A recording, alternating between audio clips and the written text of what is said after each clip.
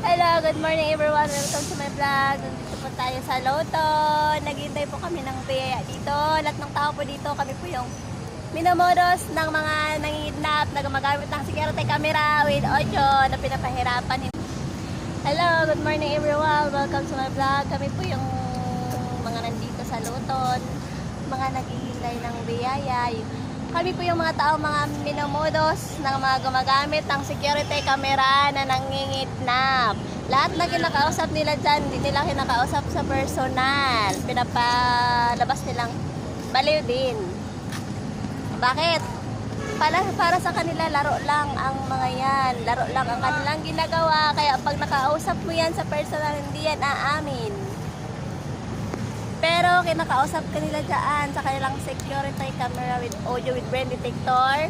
Nandudukot yan, may tao silang mandurukot. Pag inababasa na kasi sa isip yung password ng ATM. At yun, pinapadukot na target nila na ipapadukot. At saka sila rin yung nang kidnap. At lahat ng naniniwala sila sa kanila dyan, kahit police ka man o anong klase yung profession mo ay uunahin ka pang katayin. At sabihin nila, kunwari, description lang. Yung description po ay totoo.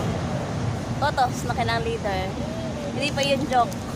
Dahil kung joke, dapat joke yung sinasabi. Yung description po ay totoohin.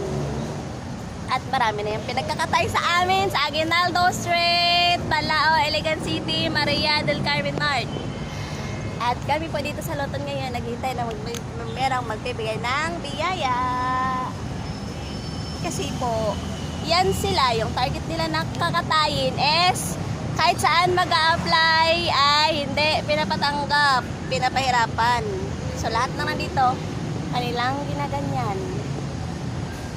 Kaya magdasal tayo at hindi tayo pagtripan ng mga ganyang klaseng masasamang tao ng modus na yan. At mahirap hulihin sapagkat kinakausap nila kahit polis at sinasabi nila naglalaro lang sila ng isip. Pero hindi po. Totoong kakatayin nila yung tao. Kaya pag nag-a-apply, hindi pinapatanggap. Thanks everyone. Huwag kabahan ang makakita nito sapagkat ito ay totoo.